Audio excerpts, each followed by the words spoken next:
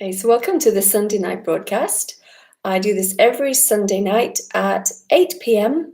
Spanish time.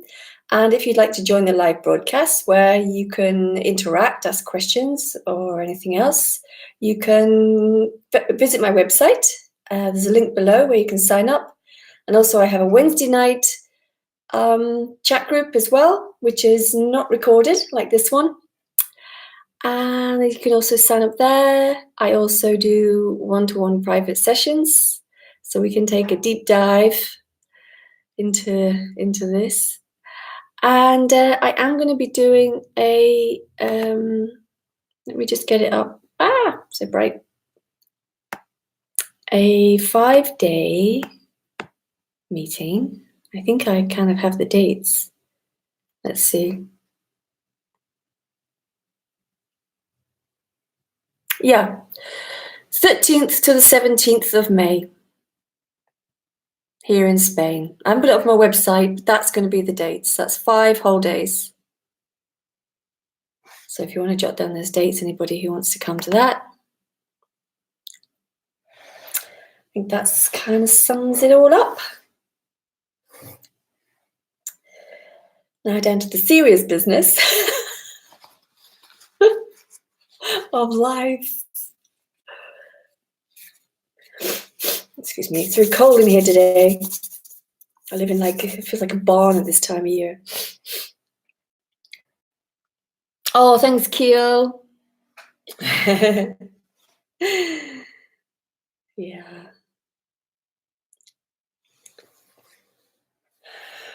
Yeah, we go into on here it's harder to go into the nitty-gritty of things, the little things that kind of keep us on the track of the path and all that sort of stuff, There's can be very subtle nuances going on.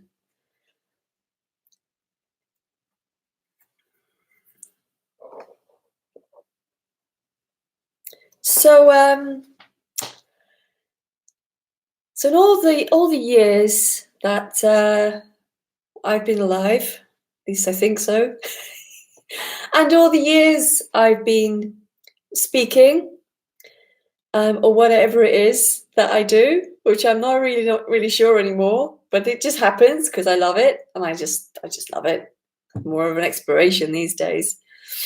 I've come to a kind of I've seen that actually no one knows anything.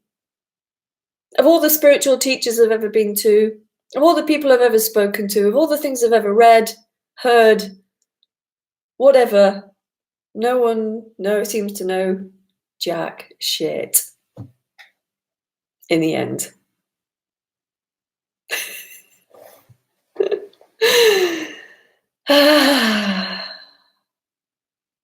Which to me is great.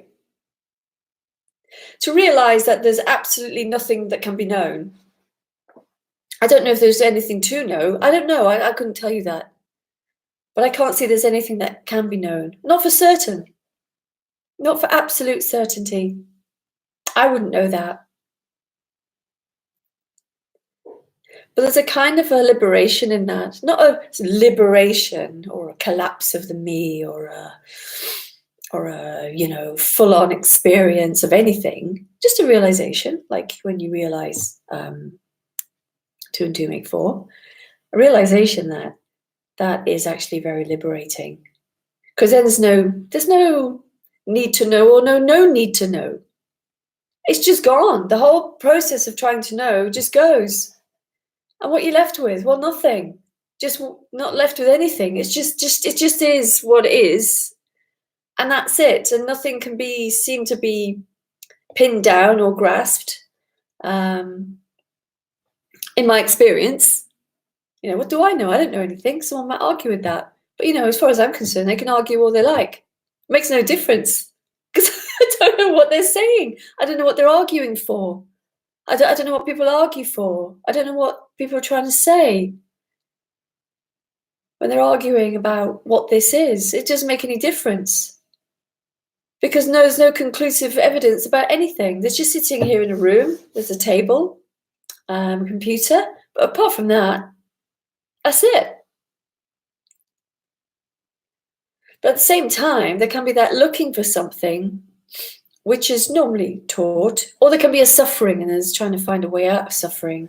But they're trying to find the way out of the suffering. It just only enhances the suffering in the end, And they're trying to what's buzzing? Things are buzzing. Trying to find the answer, or even worse, when someone tells you there's an answer.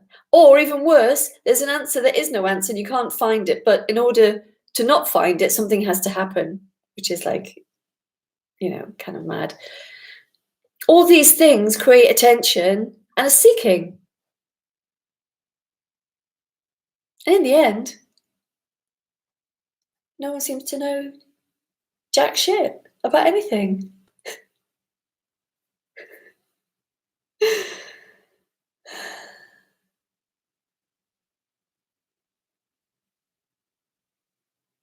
And to me, that's both beautiful and funny and sometimes heartbreaking all at once. I don't know what that means, but it just can feel like that.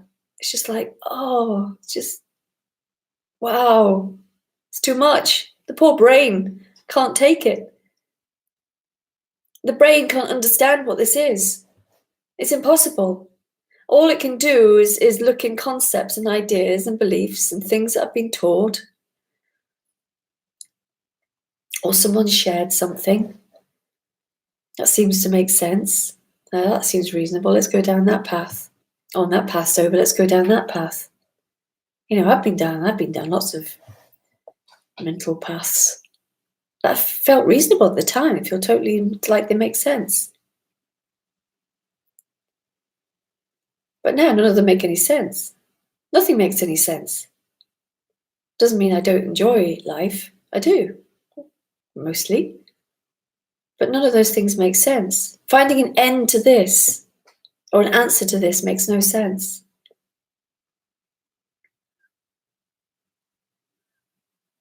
So when there's a path going on, even if it's a subtle path, non-duality is a very subtle path, then everything that happens is in association with that concept or that notion, or fits into the doctrine of that notion. So when I'm feeling bad, it doesn't fit into that doctrine. When I'm giving a shit about something, or I care about something, it doesn't fit in to the doctrine. Because on spiritual paths, you're meant to care a lot. On non-duality paths, you're meant not to care. But neither apply. Because when you're caring, you're just caring. When you're not, you're not. It just comes up. It's only usually an afterthought that says that doesn't match up to my idea of what freedom or liberation is. But liberation and freedom are just an idea. They're an idea that's been fully conceptualized, which makes sense, and something for me to achieve. And I'll know it when I get it, because then I won't have all these things that are in the way of it. But nothing's in the way of anything. Everything just is happening. Just happening. Spontaneously all the time.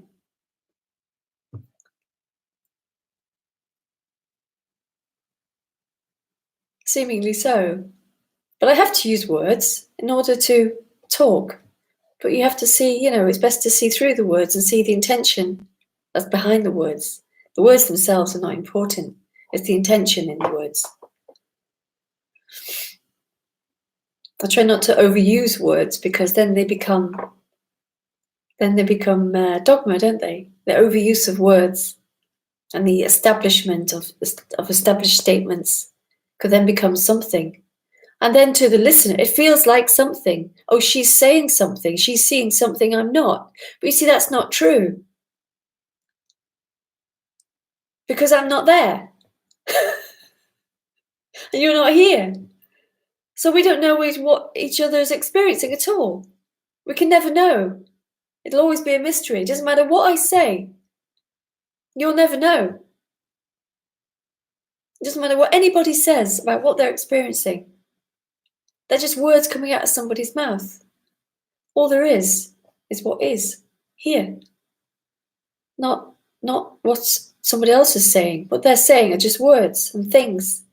But, if you say, for instance, you resonate with these words, it's not because they're my words. It's because there's something that makes sense in them, maybe.